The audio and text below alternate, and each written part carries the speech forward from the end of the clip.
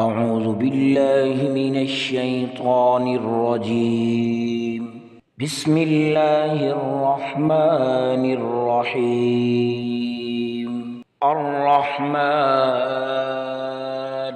علم القرآن خلق الإنسان علمه البيان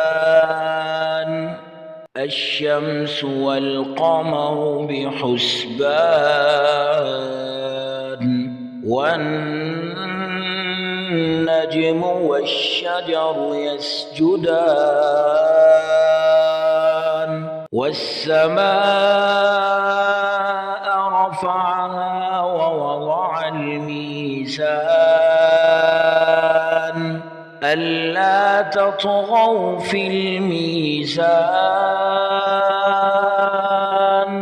وأقيموا الوزن بالقسط ولا تخسروا الميزان والأرض وضعها للأنام فيها فاكهة والنخل ذات الأكمام والحب ذو العصف والريحان فبأي آلاء ربكما تكذبان خلق الإنسان من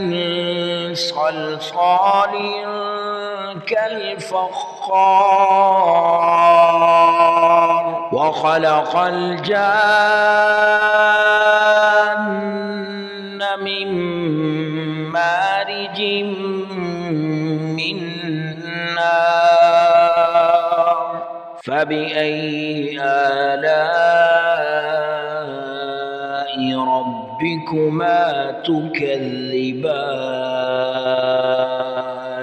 رب المشرقين ورب المغربين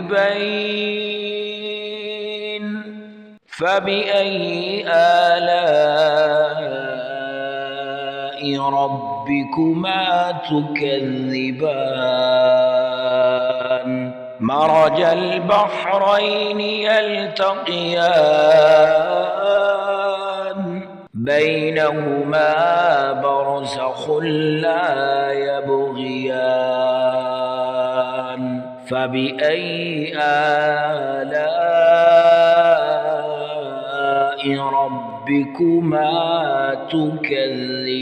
تكذبان يخرج منهما اللؤلؤ والمرجان فبأي آلاء ربكما تكذبان وله الجوار المنشآت في البحر كالأعلام فبأي آلاء ربكما تكذبان كل من عليها فان ويبقى وجه ربك ذو الجلال والإكرام فبأي آلاء ربكما تكذبان يسأله من في السماوات والأرض كل يوم هو في شأن فبأي آلاء ربكما تكذبان سنفرغ لكم أيها الثقلان فبأي آلاء ربكما تكذبان يا معشر الجن والإنس إن استطعتم أن تنفذوا من أقطار السماوات والأرض فانفذوا لا تنفذون إلا بسلطان فبأي آلاء ربكما تكذبان يرسل عليكما شواظ من نار ونحاس فلا تنتصران فبأي آلاء ربكما تكذبان فإذا انشقت السماء فكانت وردة كالدهان بأي آلاء ربكما تكذبان فيومئذ لا يسأل عن ذنبه إنس ولا جان فبأي آلاء ربكما تكذبان يعرف المجرمون بسيماهم فيؤخذ بالنواصي والأقدام فبأي آلاء ربكما تكذبان هذه جهنم التي يكذب بها المجرمون يطوفون بينها وبين حميم آن فبأي آلاء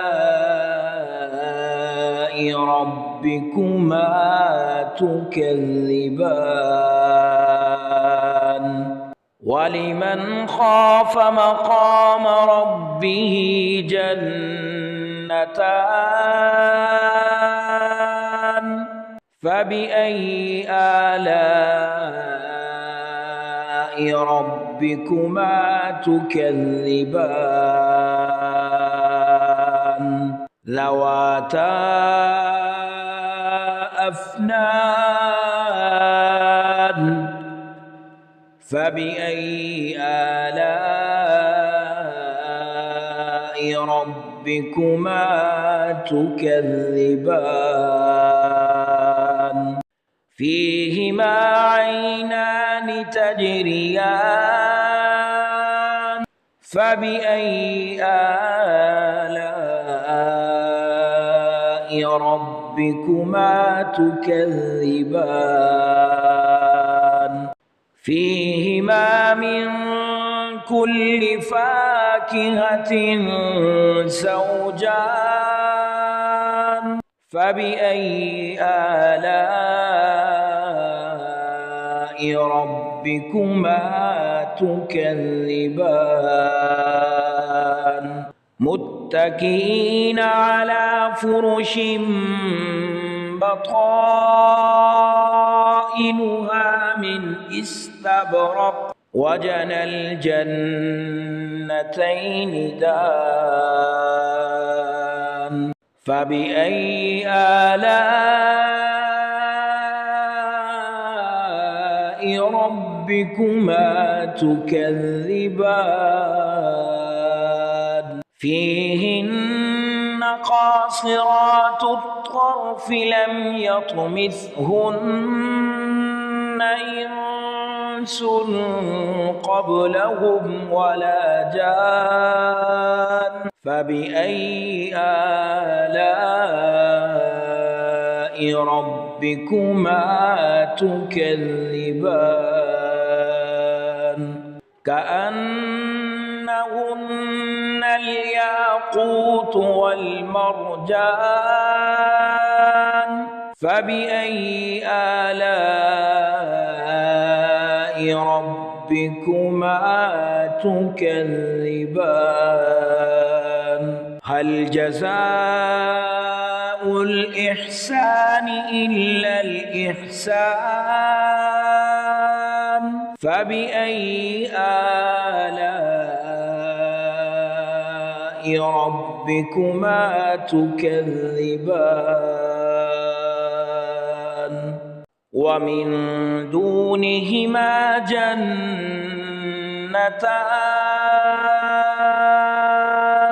فبأي آلاء ربكما تكذبان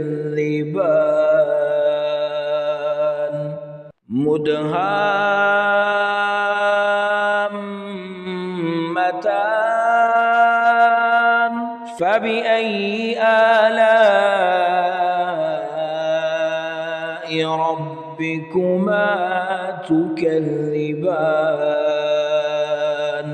فيهما عينان نضاختان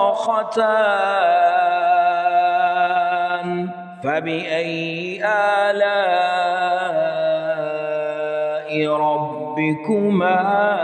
تكذبان فيهما فاكهة ونخل ورمان فبأي آلاء ربكما تكذبان فيهن خيرات حسان فبأي آلاء ربكما تكذبان حور مقصورات في الخيام فبأي آلاء ربكما تكذبان لم يطمثهن إنس قبلهم ولا جان فبأي آلاء ربكما تكذبان متكئين على رفرف خضر وعبقري حسان فبأي آلاء ربكما تكذبان تبارك اسم ربك ذي الجلال والإكرام.